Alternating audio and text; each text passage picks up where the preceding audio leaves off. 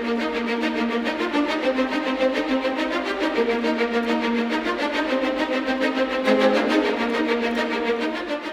adalah WBCQ, menghadirkan radio World's Last Chance kepada Anda dari Monticello, Maine, Amerika Serikat.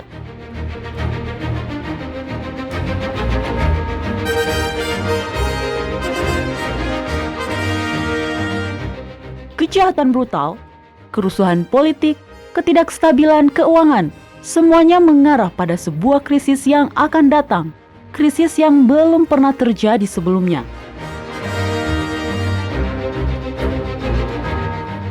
Tetaplah bersama Radio World's Last Chance untuk belajar cara Anda dapat bersiap secara rohani menghadapi apa yang berada di depan.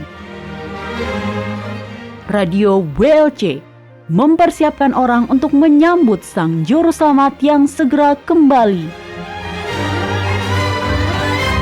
Halo, salam hangat dari Radio WLC, tempat di mana kami memberitakan kepada Anda informasi-informasi terbaru mengenai terang baru yang bersumber langsung dari Kitab Suci. Saya pembawa acara Anda, Mario Nugraha. Dan saya Doni Alexander, terima kasih telah bergabung dan menjadikan kami bagian dari hari Anda para pendengar. Baiklah, hari ini kita akan membicarakan tentang gelar-gelar. Anda tahu, saya baru saja membaca sebuah hasil survei online yang dilakukan oleh BBC, perusahaan penyiaran Inggris.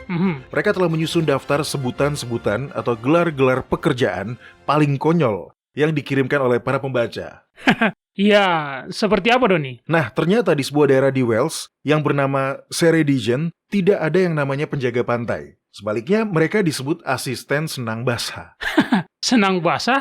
Iya, dan masih ada lagi. Penasihat informasi adalah sebutan atau gelar yang diberikan kepada para pustakawan, sedangkan para pemandu museum disebut koordinator pengajaran interpretatif. Nah Mario, bisakah Anda menebak apa itu agen Angkatan Medan? Oh tidak, kedengarannya seperti sky fiction. Angkatan Medan. Apa itu, Doni? Nah, rupanya agen Angkatan Medan adalah nama pekerjaan yang sekarang disebut pemungut pajak. Tentu saja. Kemudian Anda pasti tahu mengenai gelar-gelar yang diberikan kepada para bangsawan. Iya, jika seorang raja atau ratu dikenal karena penaklukan militernya, mereka akan sering menambahkan yang agung pada nama mereka. Seperti Catherine yang agung dari Rusia atau Alexander yang agung. Oh, itu biasa, Doni. Bagaimana dengan Ethelred, Raja Inggris pada abad ke-10? Gelarnya adalah yang belum siap. Jadi namanya adalah Ethelred yang belum siap. Atau Louis kedua dari Prancis yang juga dikenal sebagai Louis si Gagap. Nah yang terbaru, Kim Jong-il dari Korea Utara, dia memiliki lebih dari 1.200 jenis gelar saat dia meninggal pada tahun 2011. Hah? 1.200? Oke, apa saja? Ada yang Anda ingat, Mario? Tentu, dia disebut pemimpin dengan kepribadian luar biasa. Dia dianggap sebagai penulis terbesar di dunia dan musikal jenius terbesar umat manusia. Dia adalah ahli komputer yang mengejutkan dunia dan juga pemangku cinta panas yang abadi. Ada pasti mengada-ngada soal yang satu itu, Mario. Apa? Anda berpikir seorang pria yang disebut orang suci teragung yang memerintah dengan kemurahan hati yang luas tidak bisa disebut pemangku cinta panas yang abadi? Saya serius, ini semua adalah gelar-gelarnya dan masih ada ribuan lainnya, Doni. Iya. Saya rasa jika Anda akan memberi seseorang banyak gelar, beberapa di antaranya pasti akan sedikit, berlebihan. Iya, begitulah. Nah, dalam kitab suci juga terdapat gelar-gelar, Doni. Misalnya, di seluruh Alkitab ada perintah berulang untuk berseru memanggil nama Tuhan. Sekarang, kita sudah mempelajari bahwa bahasa Ibrani yang asli tidak mengatakan seperti itu. Tuhan, atau yang dalam bahasa kita biasa juga disebut Allah, adalah sebuah gelar umum yang seharusnya tidak ada di sana. Bahasa Ibrani asli jauh lebih spesifik. Ayat itu sebenarnya menggunakan nama pribadi Sang Pencipta dengan mengatakan, berserulah memanggil nama Yahwa. Iya, benar. Nah, ada beberapa bagian seperti kitab Mazmur pasal 68 ayat 4 dan kitab Yesaya pasal 26 ayat 4, di mana versi singkat dari namanya digunakan yaitu Yah. Tapi begitulah, dari saat itu pula nama ilahi ini disembunyikan di balik gelar-gelar umum seperti Tuhan atau Allah. Saya sangat yakin setan ikut campur dalam hal itu, Mario. Ya, tentu saja. Bagaimana orang-orang percaya bisa memanggil nama Yahwa ketika mereka tidak tahu nama Yahwa? Sudah pasti mereka tidak akan bisa. Tapi masih ada lagi. Ada kuasa yang nyata dalam nama ilahi. Benar. Baiklah, saya akan meluangkan beberapa menit untuk membahas ini bagi siapapun yang baru pertama kali bergabung dengan siaran kita. Oke. Nama Yahwa sangat tidak biasa. Nah, Anda tahu, kebanyakan nama adalah merupakan kata benda. Saat istri Anda hamil, apakah kalian kesulitan mencari nama bayi yang cocok?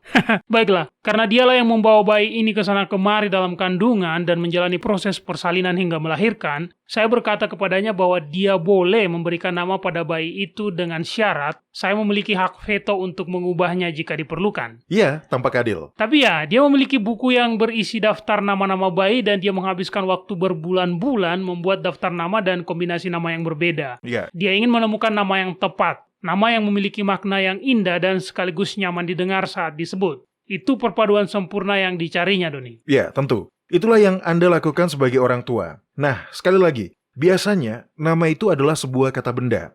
Tapi nama Sang Pencipta itu berbeda. Tolong Mario ambil Alkitab Anda dan buka kitab Keluaran pasal 3. Oke. Pada saat itu Musa sedang berada di depan semak yang terbakar dan mendapatkan perintah untuk kembali ke tanah Mesir. Baiklah, tolong bacakan ayat 13 dan 14 versi modern, di mana namanya diganti dengan gelar. Lalu Musa berkata kepada Allah, "Tetapi apabila aku mendapatkan orang Israel dan berkata kepada mereka, Allah nenek moyangmu telah mengutus aku kepadamu, dan mereka bertanya kepadaku, bagaimana tentang namanya? Apakah yang harus kujawab kepada mereka?" Firman Allah kepada Musa, "Aku adalah aku." Lagi firman-Nya, "Beginilah kau katakan kepada orang Israel itu, Akulah aku telah mengutus aku kepadamu." Aku adalah aku, atau akulah aku, adalah definisi dari Yahwa, dan sebenarnya namanya ini berasal dari kata haya, yang adalah merupakan kata kerja verb of being. Nah, hal ini memang kurang nampak dalam bahasa Indonesia. Namun intinya, semua kata kerja verb of being dapat digunakan sebagai nama Sang Pencipta. Anda tahu, contoh kata verb of being adalah am, is, are, was, were, be, being, been. Nah, semuanya kata ini dengan sempurna menggambarkan satu-satunya makhluk yang sudah ada, sekarang ada, dan akan selamanya ada, dengan sendirinya.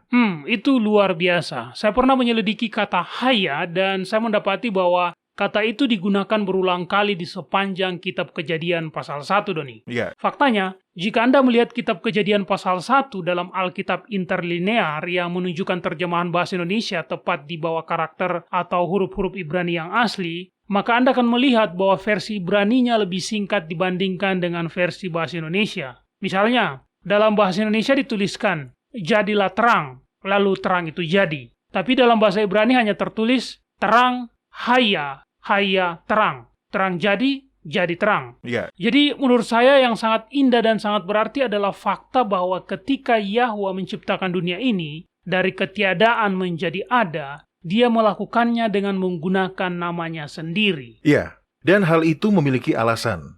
Saya tahu kita sudah membicarakannya sebelumnya, tetapi bagi para pendengar pertama kita, ini adalah kebenaran mendasar yang sangat penting yang perlu Anda ketahui. Ada kuasa ilahi dalam nama Yahwa. Dan tentu saja, gelar-gelar belaka tidak mengandung kuasa yang seperti itu. Kitab Yesaya pasal 55 ayat 10 dan 11 harus dihafal oleh semua orang percaya. Ini sangat kuat. Ya, saya baru saja membukanya. Di sini hujan diilustrasikan sebagai sebuah agen aktif yang menumbuhkan tumbuh-tumbuhan. Benar. Dan Yahwa mengatakan bahwa firman-Nya bertindak dengan cara yang sama. Firman-Nya sendiri mengandung kuasa atau kekuatan untuk melakukan apa yang dikatakannya. Iya, saya mengerti. Izinkan saya membacanya di sini. Iya. Dia mengatakan, "Sebab seperti hujan dan salju turun dari langit dan tidak kembali ke situ, melainkan mengairi bumi, membuatnya subur dan menumbuhkan tumbuh-tumbuhan, memberikan benih kepada penabur dan roti kepada orang yang mau makan, demikianlah firmanku yang keluar dari mulutku. Ia tidak akan kembali kepadaku dengan sia-sia, tetapi ia akan melaksanakan apa yang kukehendaki dan akan berhasil dalam apa yang kusuruhkan kepadanya." Firman Yahwa itu sendiri mengandung kuasa untuk melakukan apa yang dikatakannya. Jadi bagaimana Anda mengaksesnya? Nah, dengan cara berseru memanggil namanya. Namanya yang dikombinasikan dengan kebutuhan Anda menjadi sebuah janji yang kuat. Iya, saya suka itu. Itu sangat menginspirasi iman. Anda sakit dan butuh kesembuhan, firman-Nya kepada Anda adalah, "Jadilah sembuh." Anda dalam bahaya dan perlu diselamatkan, firman-Nya untuk Anda adalah, "Jadilah selamat." Inilah tepatnya alasan mengapa Anda tidak menemukan nama Yahwa dalam Alkitab modern kita. Anda menemukan Allah, Anda menemukan Tuhan, tetapi Anda tidak menemukan Yahwa. Setan menyembunyikan nama ilahi karena dia tahu ada kuasa dan kekuatan di dalam nama itu. Dia menyembunyikan nama itu di balik gelar-gelar umum seperti Tuhan atau Allah dan itu tidak seharusnya terjadi. Benar, dan memang tidak ada alasan lain mengapa nama itu disembunyikan, selain seperti yang Anda katakan, Doni, selain untuk menahan kuasa yang melekat dalam nama Yahwa yang seharusnya Anda miliki. Maksud saya, coba pikir beberapa nama lain di dalam Alkitab. Maher Salal Hasbas, Messi Lemot, Nergalas Harezer, Sirapmak. Tapi ya, Iya. Yahwa jauh lebih mudah untuk dikatakan ketimbang semua nama-nama itu. Nama Yahwa disembunyikan hanya untuk menyembunyikan makna dan kuasa yang ada di dalam nama ilahi tersebut. Baiklah, mari kita bicara tentang gelar-gelar. Kitab suci dalam bahasa Ibrani asli menggunakan gelar-gelar juga. Apakah kita harus melakukannya? Apa maksud dari gelar-gelar itu? Apakah kita hanya akan menggunakannya dalam bentuk Ibrani atau dapatkah kita menggunakannya dalam bahasa kita juga? Bagaimana pendapat Anda, Doni? Gelar-gelar itu berguna. Gelar-gelar itu menyampaikan informasi.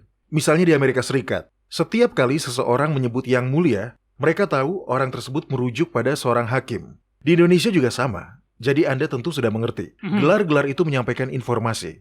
Gelar-gelar juga berfungsi untuk menunjukkan sebuah perbandingan.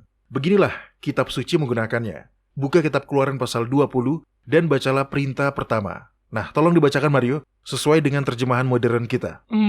Akulah Tuhan Allahmu yang membawa engkau keluar dari tanah Mesir, dari tempat perbudakan. Jangan ada padamu Allah lain di hadapanku. Ya, tentu saja.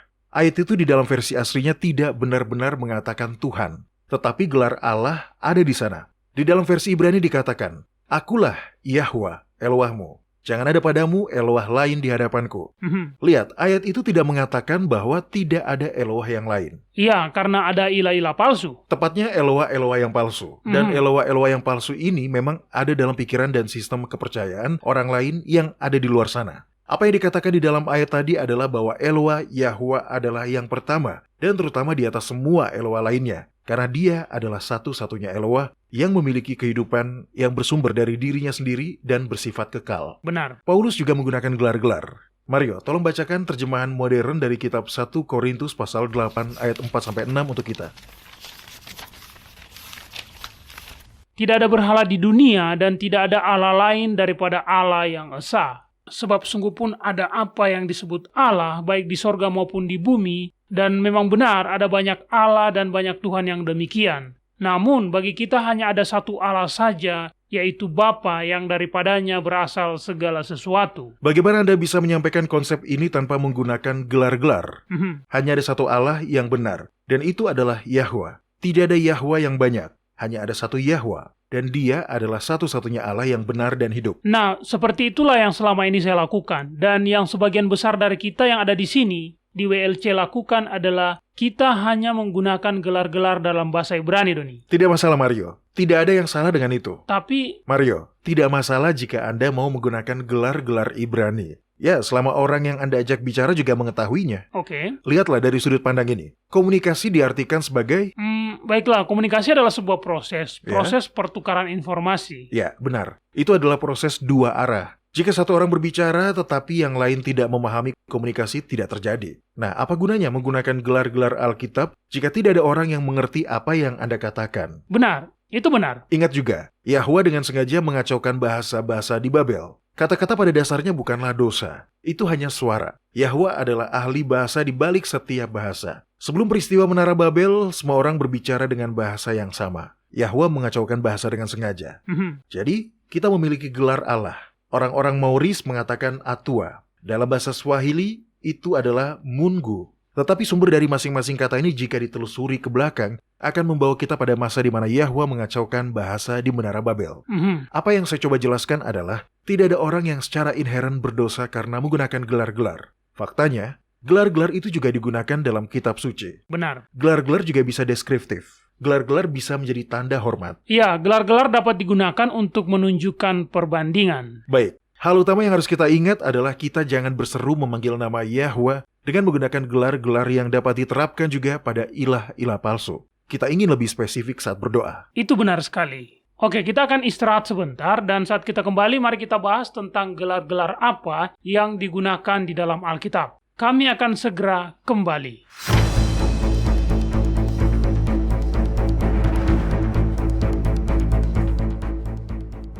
World's Last Chance telah membuat lebih dari 1.500 video dokumenter. dalam lebih dari 30 bahasa. Kunjungi situs kami di worldslastchance.com atau nonton videonya pada channel WLC di YouTube. Video-video dokumenter baru tentang berbagai topik penting terus dirilis sepanjang waktu. Mulailah menontonnya dan pelajarilah kebenaran selama Anda masih memiliki kesempatan di worldslastchance.com. Dan kami kembali. Jadi, gelar-gelar. Kita tidaklah berdosa jika kita menggunakannya, tetapi kita ingin lebih spesifik saat kita berdoa. Kita ingin menggunakan nama pribadi Yahwa. Iya, benar. Dan adalah merupakan sebuah kehormatan untuk menggunakan nama pribadi yang maha tinggi. Dan begitu Anda tahu apa arti namanya, yang mengandung kuasa yang menjadikan alam semesta dari tidak ada menjadi ada, mengapa Anda tidak ingin menggunakannya? Mengapa Anda tidak ingin berseru dan memanggil nama Yahwa? Iya, itu penekanan yang bagus, Doni. Sekarang saya ingin meluangkan sedikit waktu untuk membicarakan tentang gelar-gelar yang digunakan dalam bahasa Ibrani. Kita mungkin akan menyinggung gelar-gelar berbahasa Yunani jika kita masih punya waktu, tetapi dalam bahasa Ibrani ada 3 gelar yang digunakan berulang kali. Iya, El yang merupakan sebuah kata tunggal. Secara harfiah berarti kuasa atau kekuatan, dan jika digunakan sebagai kata sifat artinya adalah perkasa.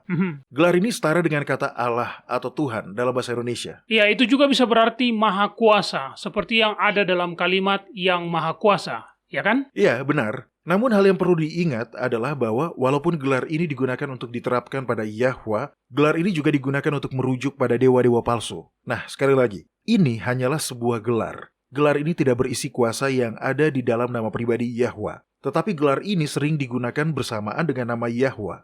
Eloa mirip dengan El. Sekali lagi, artinya adalah Allah atau Tuhan. Namun gelar ini tidak sering digunakan di dalam Alkitab. Dan yang terakhir ada kata Elohim. Nah, gelar ini akan kita bahas lebih banyak. Oke, Elohim adalah bentuk jamak. Gelar ini yang digunakan dalam kitab Kejadian pasal 1.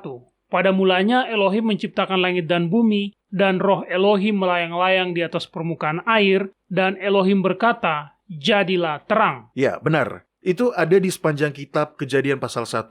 Faktanya, nama Yahwa baru muncul di pasal kedua dari kitab Kejadian ini ketika dipasangkan dengan gelar Elohim. Oh ya, saya melihatnya di sini, kitab Kejadian pasal 2 ayat 4.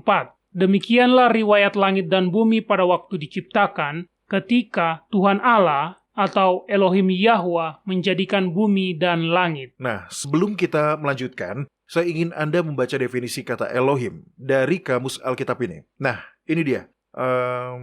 Oke, nomor 430. Tolong dibacakan, Mario. Baiklah, di sini dikatakan, Elohim bentuk jamak dari Eloa, artinya Allah dalam arti biasa. Tetapi secara khusus digunakan dalam bentuk jamak, terutama digunakan bersamaan dengan Tuhan yang Maha Esa. Kadang-kadang diterapkan sebagai bentuk penghormatan kepada para hakim, dan terkadang juga sebagai superlatif. Ya. Jamak dalam artian jumlah mengacu pada para penguasa, para hakim, pribadi yang ilahi, makhluk-makhluk super termasuk Tuhan dan malaikat.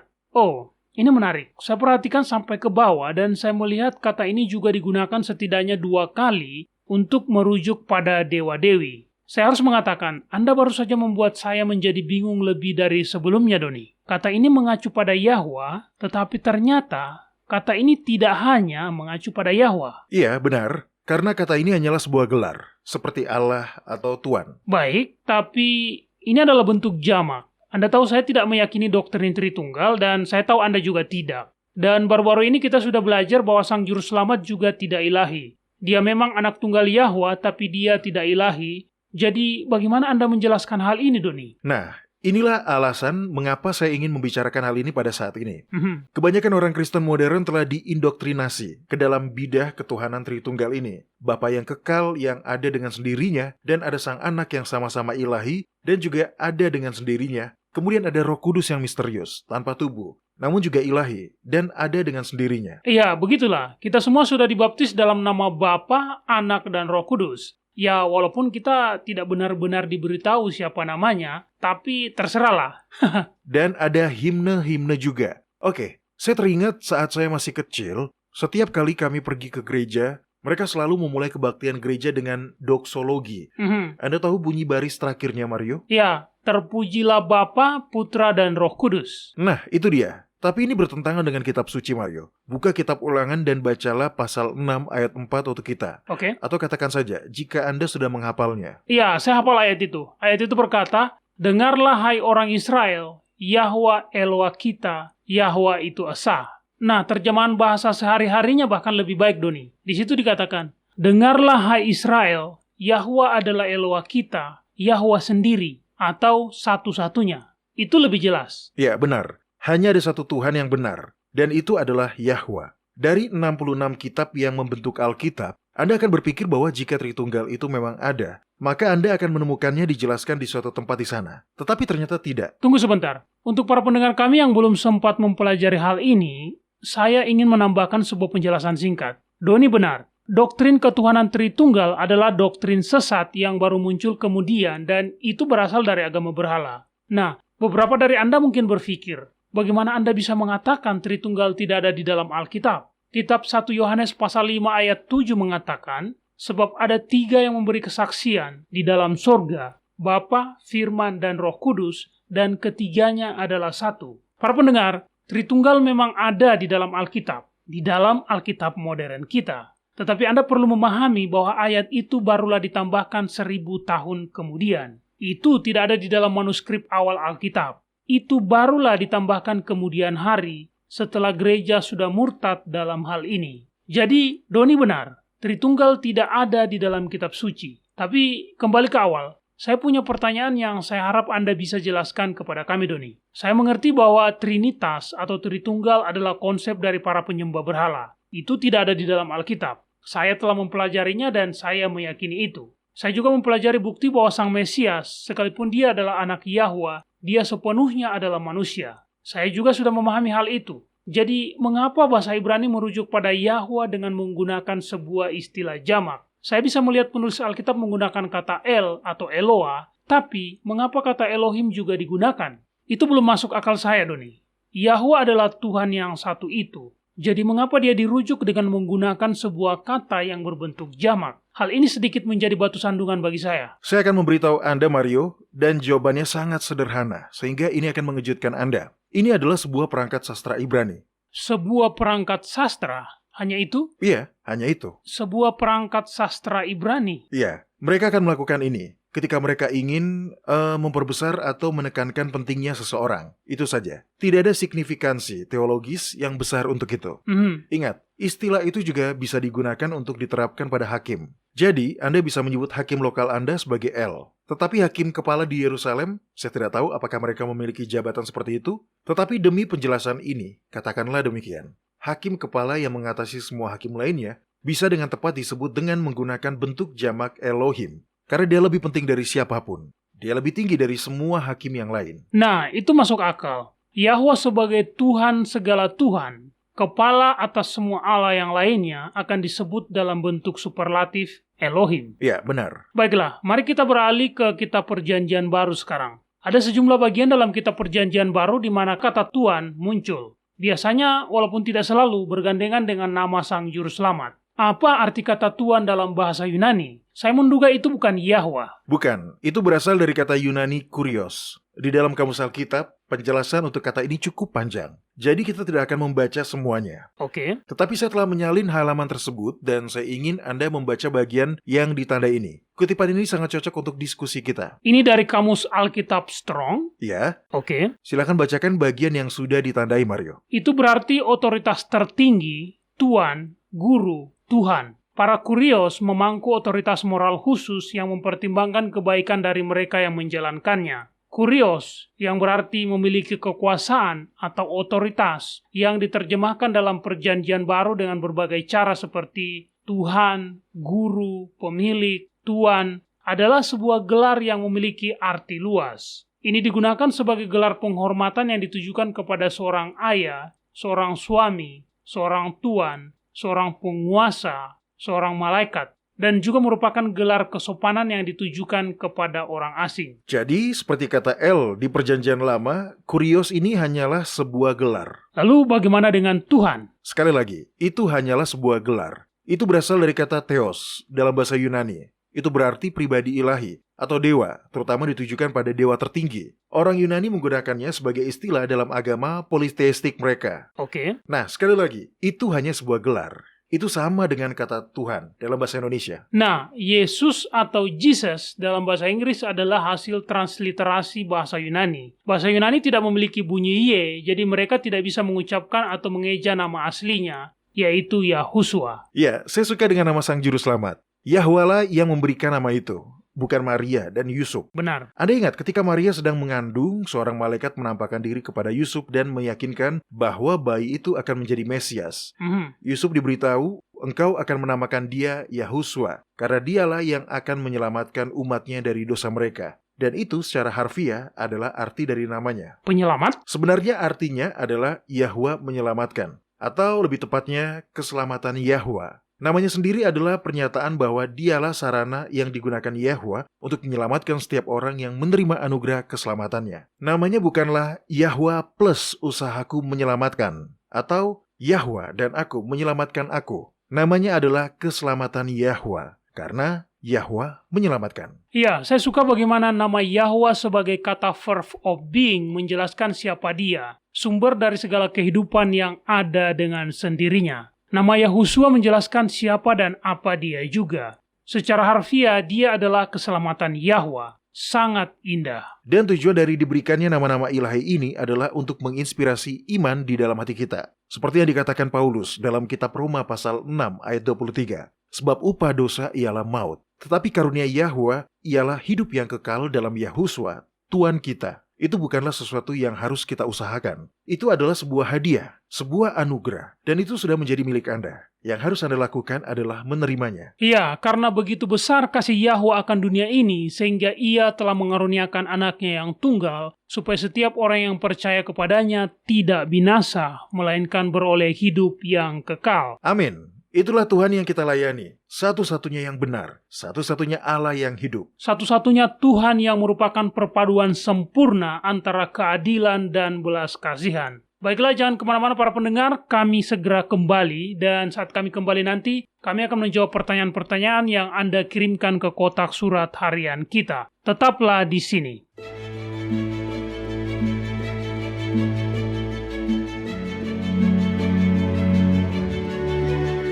Anda mendengarkan radio World's Last Chance di WBCQ yang mengudara pada gelombang 31 meter di frekuensi 9330 kHz.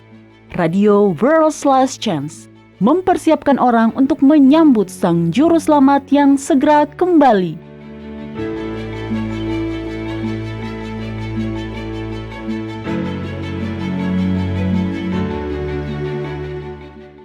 Tahukah Anda bahwa ketika Sang Juru Selamat ada di bumi, orang-orang Yahudi tidak menggunakan kalender Julian atau kalender Masehi untuk menentukan hari Sabat? Mereka benar-benar tidak menggunakan kalender itu. Pada saat itu, kalender Julian yang mereka gunakan memiliki minggu yang berisi 8 hari, dan pada saat itu orang-orang Yahudi masih menggunakan kalender lunisolar penciptaan untuk menentukan hari-hari ibadah mereka. Fakta-fakta sejarah membuktikan bahwa kalender yang digunakan saat ini berasal dari agama berhala. Ini penting karena sebagian besar orang menentukan hari-hari ibadah mereka dengan kalender Masehi buatan Paus Gregorian yang bersumber langsung dari kalender Julian milik para penyembah berhala. Jika Anda ingin mempelajari lebih lanjut tentang fakta sejarah yang menarik namun masih sedikit diketahui ini, bacalah semuanya di situs web kami di worldslastchance.com. Pilih bahasa Indonesia dan bacalah artikel dengan judul Mingguan 7 Hari Modern. Menelusuri sejarah sebuah kebohongan. Anda akan terkejut dengan apa yang Anda pelajari. Sekali lagi, bacalah artikel dengan judul Mingguan 7 Hari Modern. Menelusuri sejarah sebuah kebohongan di worldslastchance.com. Anda berhak untuk mengetahui kebenaran.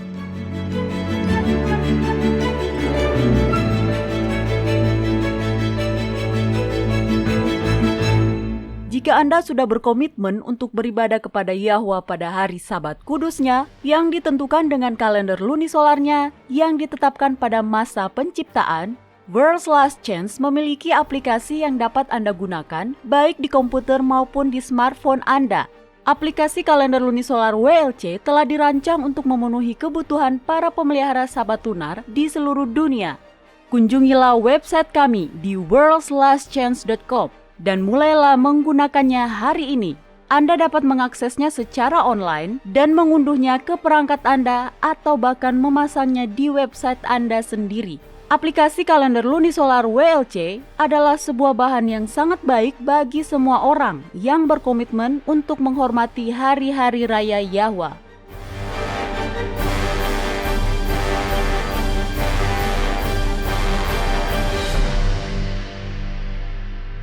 Nah, pertanyaan hari ini yang masuk di kotak surat harian kita berasal dari Juneau di Alaska. Ya, Alaska adalah wilayah pinggiran Amerika Serikat yang dingin dan wilayahnya terjepit oleh Kanada dan Siberia.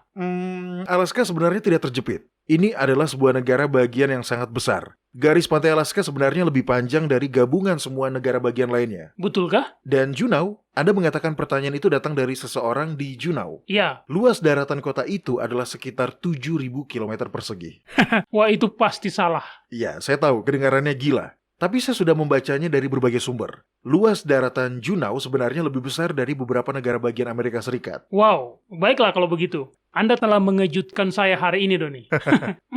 Brenda punya pertanyaan untuk kita. Dia menulis, saya tahu bahwa Yahwa adalah kasih, tetapi sejujurnya saya hampir tidak bisa melihatnya di perjanjian lama. Apakah dia berubah atau bagaimana di perjanjian lama dan perjanjian baru? Dia tampak begitu kasar di perjanjian lama, tapi dia begitu penuh kasih di perjanjian baru. Itu pertanyaan yang bagus dan ini meresahkan banyak orang. Jadi saya senang mendapatkan kesempatan untuk menjawabnya di sini. Nah, mari kita mulai dengan membaca kitab Maleakhi pasal 3 ayat 6. Oke. Tolong buka dan bacakan untuk kita, Mario. Ini adalah dasar untuk memahami jawaban atas pertanyaan Brenda. Kitab Maleakhi pasal 3 ayat 6. Di sini dikatakan, bahwasanya aku Yahwa tidak berubah dan kamu, Bani Yakub, tidak akan lenyap. Yahwa tidak berubah. Itu adalah fakta yang ditetapkan berdasarkan Alkitab. Dan disitulah kita perlu memulai penyelidikan kita. Baik, saya melihat ayat ini. Menarik bagi saya mengetahui bahwa alasan yang diberikan Yahwa untuk tidak membinasakan bangsa Israel yang memberontak adalah justru karena dia tidak berubah. Dan itu memberitahu Anda apa, Mario? Oke. Seperti yang tertulis dalam kitab 1 Yohanes pasal 4 ayat 8 di mana dikatakan, Yahwa adalah kasih. Jadi itu sebabnya dia mengampuni dan tidak membinasakan bangsa Israel dalam pemberontakan mereka. Ya, tepat. Sekarang buka kitab Bilangan pasal 23 dan baca ayat 19. Disinilah Bileam di bawah perintah Yahwa memberkati bangsa Israel. Silakan buka dan baca segera setelah Anda mendapatkannya, Mario. Yahwa bukanlah manusia sehingga ia berdusta, bukan anak manusia sehingga ia menyesal. Masakan ia berfirman dan tidak melakukannya, atau berbicara dan tidak menepatinya? Jadi, ketika perjanjian baru mengatakan bahwa Yahwa adalah kasih, dan perjanjian lama setuju dengan menunjukkan bahwa bukti kesabarannya ditemukan dalam fakta bahwa dia terus mengampuni Israel atas pelanggaran mereka, kita dapat menyimpulkan secara logika bahwa Tuhan perjanjian lama adalah sama seperti Tuhan dalam perjanjian baru. Benar, namun saya bisa mengerti mengapa orang-orang mempertanyakannya. Maksud saya, dalam perjanjian lama Anda bisa melihat banyak perintah untuk menyerang negara ini atau kota itu dan membunuh semua pria, wanita, dan anak-anak. Itu sangat mengerikan, sangat kejam. Ya, begitulah. Tapi ada alasan di balik itu semua, Mario. Garis keturunan yang Yahwa perintahkan untuk dibinasakan oleh orang Israel adalah garis keturunan yang rusak di mana mereka sepenuhnya telah dikuasai si jahat. Bisa dibilang dia memotong sebuah tumor untuk menyelamatkan seluruh tubuh. Oke. Dan faktanya, Yahwa adalah juru selamat kita. Begitu dosa itu ada, juru selamat pun ada. Dia sudah merancang untuk menyediakan seorang Mesias untuk datang dan menyelamatkan umat manusia. Inilah cara dia memberi Adam dan Hawa dan setiap keturunan mereka kesempatan kedua.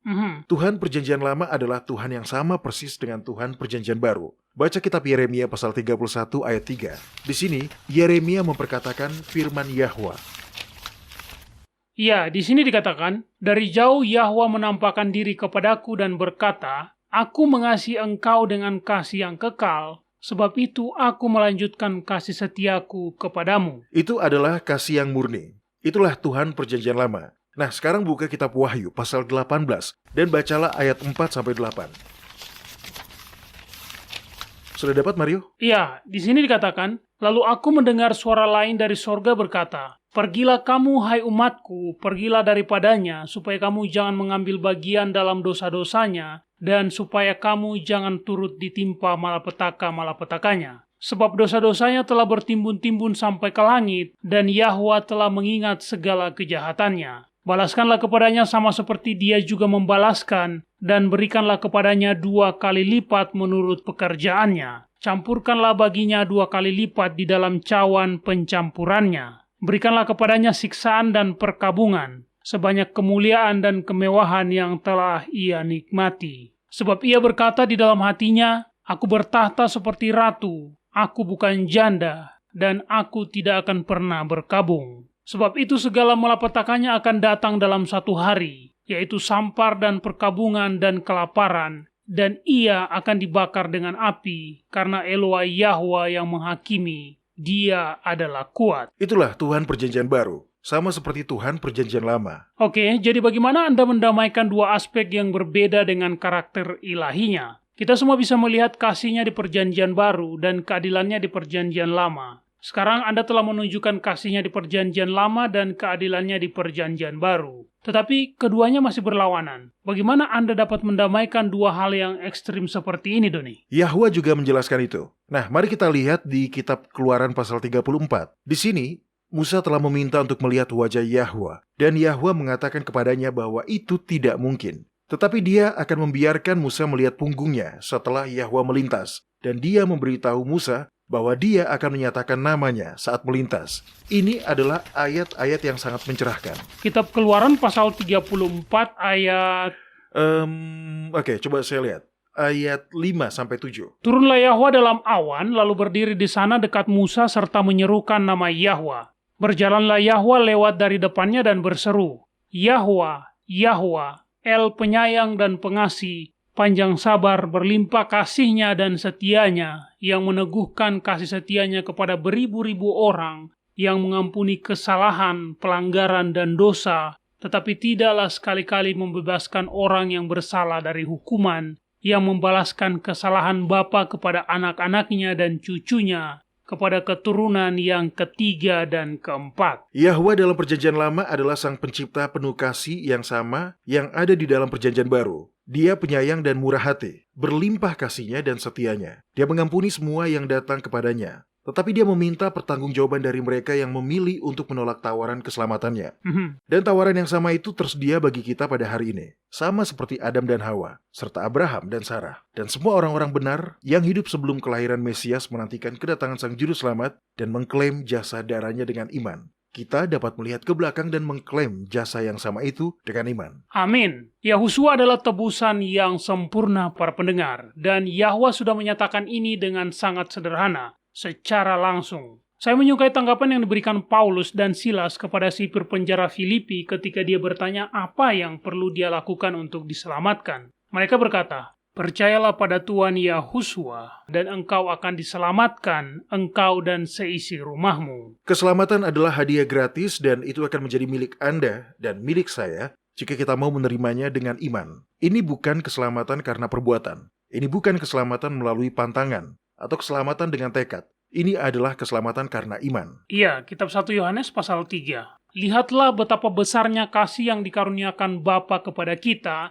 sehingga kita disebut anak-anak Yahwa. Karena itu, dunia tidak mengenal kita, sebab dunia tidak mengenal Dia. Saudara-saudaraku yang kekasih, sekarang kita adalah anak-anak Yahwa, tetapi belum nyata apa keadaan kita kelak. Akan tetapi kita tahu bahwa apabila Kristus menyatakan dirinya, kita akan menjadi sama seperti Dia, sebab kita akan melihat Dia dalam keadaannya yang sebenarnya. Setiap orang yang menaruh pengharapan itu kepadanya, menyucikan diri sama seperti Dia yang adalah suci. Ya, tetapi pemurnian datang setelah keselamatan itu, sebagai anugerah yang berbeda, bukan sebelum. Dan Tuhan Perjanjian Lama yang sebelum kita dilahirkan, merencanakan cara untuk menyelamatkan kita dan menunjukkannya kepada Adam dan Hawa. Jadi segera setelah ada dosa, Dia turun tangan untuk menyelamatkan kita. Itu adalah Tuhan Perjanjian Lama, Tuhan yang sama dalam Perjanjian Baru. Karena begitu kasih-Nya kepada kita, sehingga Dia mau memberikan dan melahirkan seorang putra melalui Maria untuk menyelamatkan semua orang yang berseru padanya. Amin. Itu sangat indah. Dia tidak pernah berubah. Dia mengasihi kita dulu, sama seperti Dia mengasihi kita sekarang. Baiklah para pendengar, itulah pertanyaan yang dapat kita jawab hari ini. Jika Anda masih memiliki pertanyaan atau komentar, kami juga ingin mendengarnya. Kunjungi situs web kami di worldslastchance.com, pilih bahasa Indonesia dan klik hubungi kami. Kami mungkin tidak dapat membahas semuanya saat siaran, tetapi kami akan menjawab dan membahasnya dalam segmen tanya-jawab di situs web kami.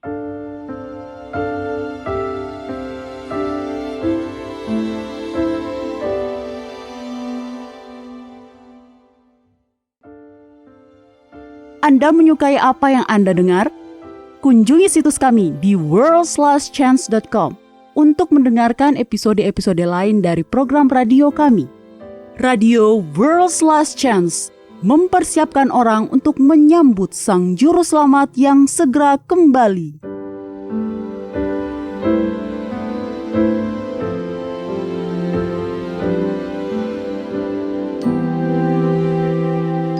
Ini adalah janji harian Anda dari firman Yahwa. Kanker, kata itu sendiri sudah cukup untuk membuat orang takut. Institut Kanker Nasional Amerika melaporkan bahwa pada tahun 2012 ada 8,2 juta kematian terkait kanker di seluruh dunia, dengan 14,1 juta kasus baru yang dilaporkan. Kanker adalah salah satu penyebab utama kematian di seluruh dunia. Secara alami, ketika suami Deb Meyers, Ed, didiagnosis mengidap kanker, emosi utama yang dia rasakan adalah ketakutan. Meskipun kanker tumbuh dengan lambat, itu tetaplah kanker. Ed ingin menunggu beberapa waktu sebelum memberitahu sahabat-sahabatnya dan orang-orang yang dikasihinya tentang hasil diagnosanya. Dia ingin mempelajari beberapa pilihan yang bisa diambil dan bertemu dengan spesialis sebelum dia mendiskusikannya dengan orang lain. Deb menghormati keinginan suaminya, tetapi di dalam hatinya dia merasa tak berdaya karena ketakutan. Apa yang akan dia lakukan jika Ed meninggal? Bagaimana cara melanjutkan kehidupan tanpanya? Selama masa itu, Deb diberi sebuah buku renungan kecil. Buku itu membawa pesan pengharapan. Selama ini Deb telah bergabung dalam kelompok belajar Alkitab, dan semuanya berfokus pada satu hal, perintah Yahwa untuk tidak takut, melainkan percaya kepadanya. Saat Deb mengingat kisah itu, dia berkata, pesan-pesan ini mulai datang setiap minggu. Sepertinya, kemanapun saya pergi, Yahwa mengatakan kepada saya, jangan khawatir, jangan takut, percayalah kepadaku. Kemudian pesan-pesan ini mulai menggema lebih sering seiring minggu demi minggu, berganti menjadi bulan, dan Ed dan saya semakin dekat untuk membuat keputusan tentang perawatannya. Saya membagikan lawatan Yahwa ini dengan suami saya setiap kali hal itu terjadi, dan kami dikuatkan karenanya. Namun stres dan ketegangan akan masa depan yang tidak pasti selalu membuat ketakutan itu datang kembali. Pada suatu hari, Deb menerima telepon dari seorang teman dekat. Saya tahu ini terdengar aneh, kata temannya itu. Tapi kamu terus muncul di pikiran saya. Saya terus mendengar kata-kata, jangan khawatir, jangan takut. Saya merasa aneh saat menelpon kamu, tetapi adakah sesuatu yang terjadi yang tidak saya ketahui yang membuatmu berjuang untuk tidak khawatir? Sambil menangis tertawa, Deb berkata bahwa memang ada sesuatu yang sedang terjadi.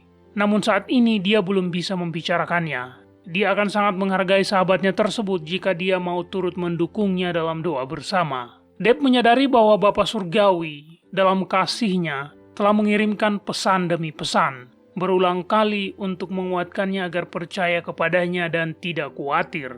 Deb memutuskan bahwa dia akan taat. Kata-kata jangan khawatir, jangan takut, aku bersamamu menjadi mantra baginya. Ed masih menderita kanker, tetapi Deb memahami bahwa Yahwa mengubah cara dia memandang seluruh situasi tersebut. Deb berkata, saya belajar untuk percaya realitas kehadiran Yahwa dalam kehidupan saya sehari-hari. Percaya pada kuasa-Nya dalam membimbing, menguatkan, dan berbicara kepada saya melalui firman-Nya, melalui doa, dan melalui teman-teman seiman. Perintah berulang untuk tidak khawatir bukanlah janji bahwa Ed akan disembuhkan secara ajaib, tetapi bahwa Yahwa akan menyertai mereka melalui lika-liku kehidupan apapun hasilnya. Perawatan Ed ternyata berhasil. Itu adalah sebuah ujian yang sulit untuk dilalui, tetapi Deb bersyukur atas pelajaran yang dia pelajari. Melalui pengalamannya sendiri, dia sekarang tahu dan memiliki jaminan bahwa apapun yang terjadi, Yahwa akan berada di sisinya, memberinya kekuatan untuk menang. Para pendengar, Hidup ini memang tidak mudah. Kita semua memiliki beberapa ujian dan ketakutan setiap hari. Jadi, setiap hari penting bagi kita untuk berserah diri kepada Yahwa dan percaya kepadanya. Kitab Ulangan pasal 31 ayat 8 mengatakan, "Sebab Yahwa, Dia sendiri akan berjalan di depanmu, Dia sendiri akan menyertai engkau. Dia tidak akan membiarkan engkau dan tidak akan meninggalkan engkau. Janganlah takut dan janganlah patah hati." Kepada kita telah diberikan janji-janji yang besar dan berharga. Majulah dan mulailah mengaminkannya.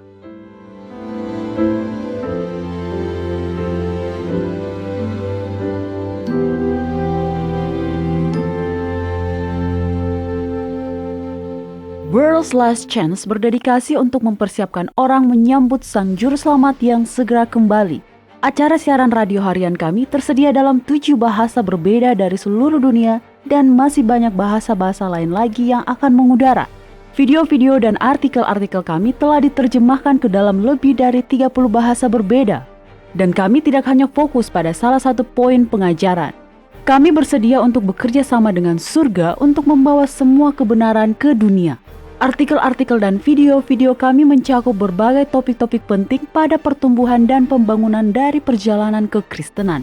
Kami menghadirkan materi yang mencakup kesalehan praktis di dalam kehidupan sehari-hari, doktrin Alkitabiah yang benar-benar hanya didasarkan pada firman Yahwa, kalender Sang Pencipta, dan nubuatan akhir zaman yang penting untuk Anda ketahui. Kami bahkan membahas berbagai macam angin pengajaran yang palsu yang telah digunakan oleh setan untuk menipu banyak orang, dan mengungkapkan mengapa itu salah dan apa yang benar berdasarkan Alkitab. Kunjungilah kami hari ini di worldslastchance.com. Pelajarilah kebenaran di hari-hari terakhir ini.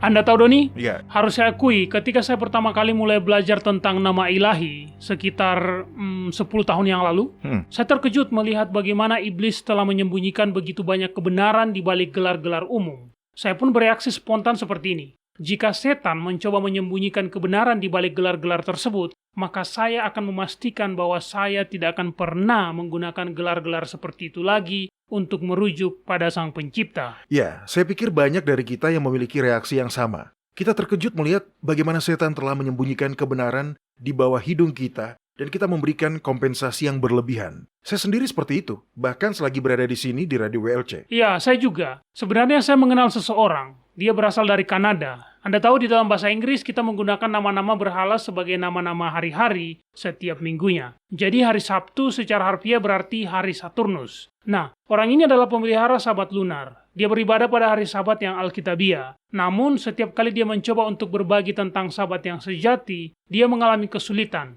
Maksud saya, bagaimana Anda bisa berbicara tentang kalender Masehi Gregorian dalam bahasa Inggris dan hari Sabat palsu setan dengan tidak mengatakan hari Sabtu atau hari Saturnus?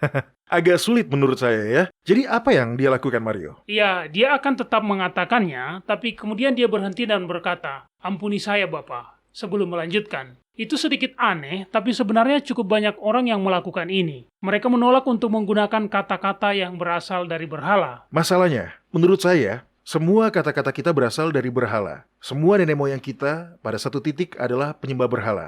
Bagaimana dengan bahasa Ibrani? Beberapa orang mengatakan bahasa Ibrani adalah bahasa surga. Tidak ada cara untuk mengetahuinya. Yang bisa kita lakukan hanyalah berspekulasi. Tetapi kitab Kejadian pasal 15 memberitahu kita bahwa Yahwa memanggil Abram dari Ur Kasdim. Betul sekali, Anda bisa mengatakan Abraham adalah orang Babel, ya kan?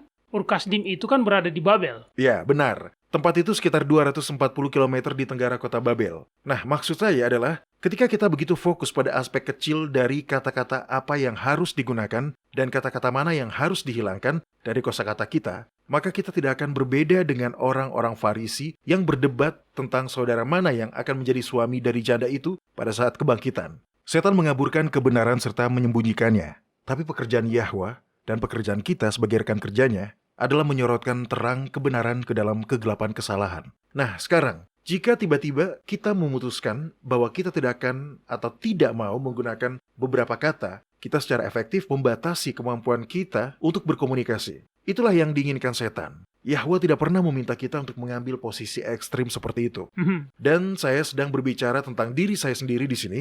Saya pernah melakukannya di masa lalu. Ya, secara pribadi, saya memilih untuk tidak menggunakan gelar-gelar umum dalam doa. Saya ingin lebih spesifik, tetapi dalam upaya untuk mengkomunikasikan kebenaran surgawi. Kita tidak boleh merasa seolah-olah kita harus membatasi kosakata kita. Semua ini membuat kita menjadi lebih sulit untuk mengkomunikasikan kebenaran dan kemudian setan menang. Tunggu sebentar, apakah Anda tidak terlalu gegabah dalam hal ini, Doni? Maksud Anda, Mario, bagaimana? Nah, ada sebuah ayat. Beri saya waktu sebentar untuk membukanya. Intinya di situ dikatakan bahwa Yahwa akan menjauhkan nama-nama berhala dari mulut kita. Ini dia, kitab Hosea pasal 2. Dengarkan selagi saya membaca ayat 16 dan 17. Di sini dikatakan, maka pada waktu itu, demikianlah firman Yahwa, engkau akan memanggil aku suamiku, dan tidak lagi memanggil aku Baalku. Lalu aku menjauhkan nama para Baal dari mulutmu, maka nama mereka tidak lagi disebut. Nah, menurut pendapat saya, jika ini adalah sesuatu yang Yahwa akan jauhkan dari kita, maka jika kita ingin sejalan dengannya, kita harus berhenti menggunakan nama para Baal ini. Ya, saya mengerti. Masalahnya, bukan itu yang dikatakan di sini. Bagian ini sangat kaya akan makna dan simbolisme, dan Anda membuatnya terlalu literal. Baiklah, lalu bagaimana Anda menafsirkannya, Doni? Ini Hosea, ya kan? Istrinya tidak setia padanya. Dan Yahwa menggunakan itu sebagai ilustrasi ketidaksetiaan Israel kepada suami ilahinya, Yahwa. Benar. Nah, mari kita kembali dan membaca ayat-ayat itu lagi. Tapi mari kita baca sesuai dengan konteksnya. Oke. Di sini, Yahwa mengatakan bahwa meskipun Israel menjadi istri yang tidak setia kepadanya, dia tidak akan menceraikannya. Sebaliknya, dia akan membujuknya kembali dan hubungan mereka akan lebih dekat daripada sebelumnya. Tadi Anda membaca versi King James, dan kali ini saya ingin Anda membaca dari versi New King James, karena versi ini menerjemahkan gelar-gelar yang ada. Dari ayat mana saya harus membacanya, Doni?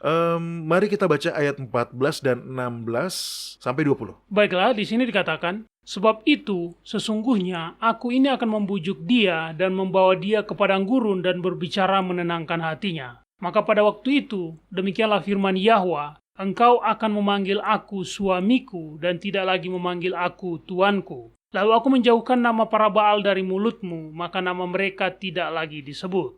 Aku akan mengikat perjanjian bagimu, dan aku akan membuat engkau berbaring dengan tentram. Aku akan menjadikan engkau istriku untuk selama-lamanya, dan aku akan menjadikan engkau istriku dalam keadilan dan kebenaran, dalam kasih setia dan kasih sayang. Aku akan menjadikan engkau istriku dalam kesetiaan sehingga engkau akan mengenal Yahwa. Ketidaksetiaan Israel mengalir dari hati yang tidak setia. Ketika Yahwa berkata bahwa dia akan menjauhkan dari mulutnya nama-nama Baal, dia sedang berbicara tentang penyucian hati di sini.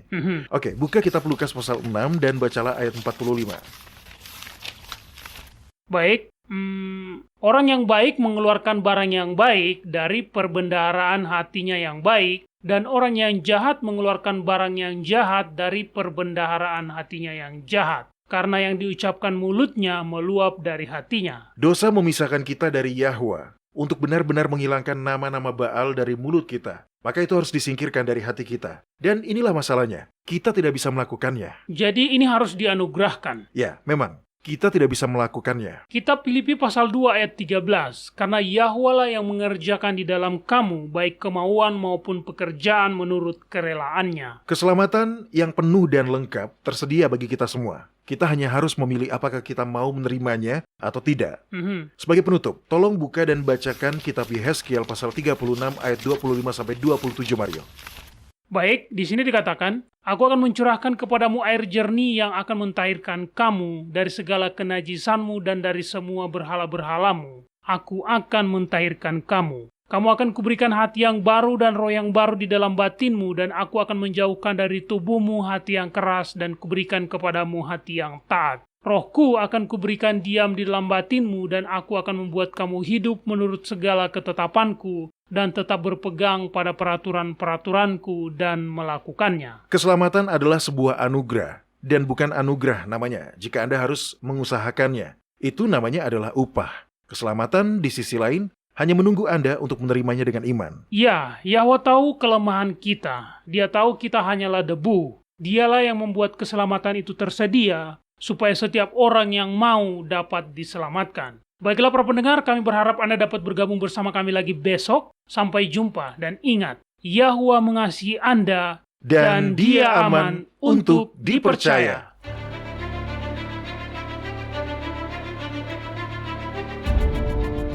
Terima kasih telah mendengarkan episode ini di Radio WLC.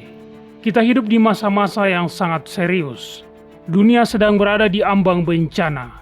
Peristiwa-peristiwa bencana akan segera terjadi yang akan menutup zaman ini dan mengantarkan zaman berikutnya. Dalam belas kasihannya yang besar, Yahwa telah mengungkapkan tentang masa depan melalui nubuatan. Kitab Wahyu pasal 8 menubuatkan serangkaian peristiwa, masing-masing lebih parah dari yang sebelumnya, yang akan menghancurkan bumi. Persediaan makanan di bumi akan habis. Kelaparan dan penyakit sampar yang menyertainya akan terjadi. Persediaan air bersih bumi juga akan terpengaruh. Kitab Wahyu pasal 9 mengungkapkan bahwa setan akan menyamar sebagai makhluk luar angkasa. Teror dan kehancuran dari apa yang disebut invasi alien ini akan membuat orang-orang sangat membutuhkan keamanan dengan cara apapun. Kebebasan untuk hidup dan beribadah sesuai keyakinan di dalam hati akan menjadi tinggal kenangan.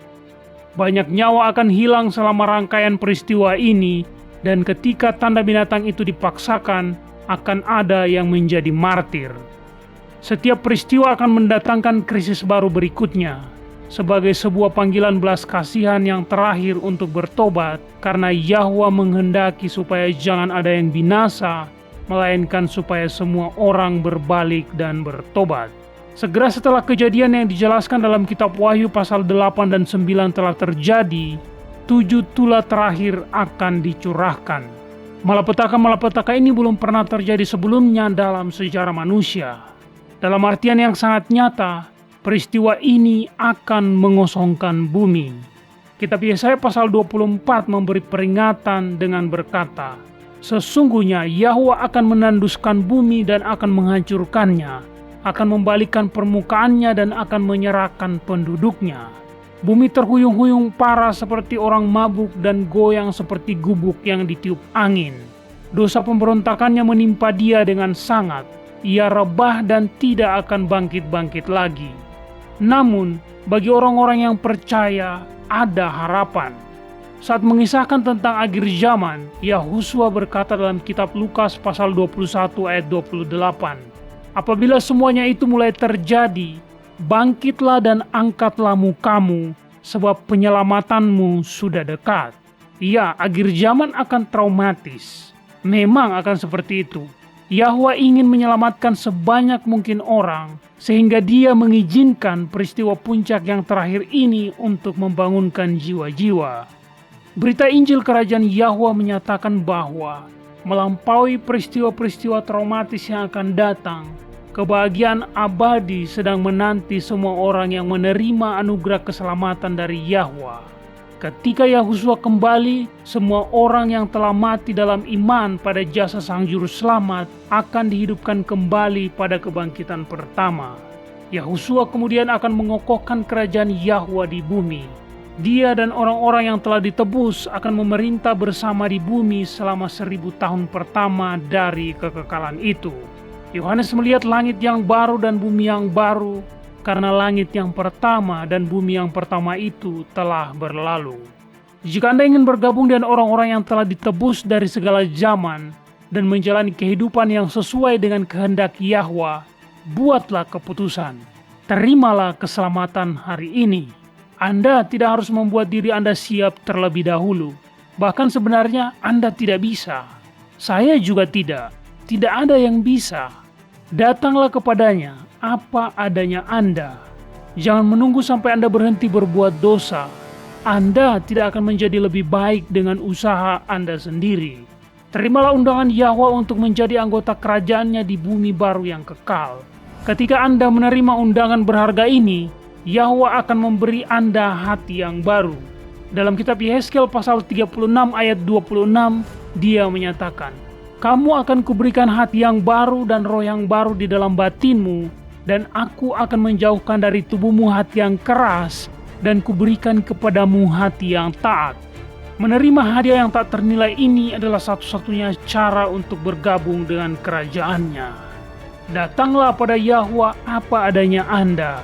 Dia menunggu dengan tangan terbuka lebar untuk menyambut semua orang yang datang kepadanya.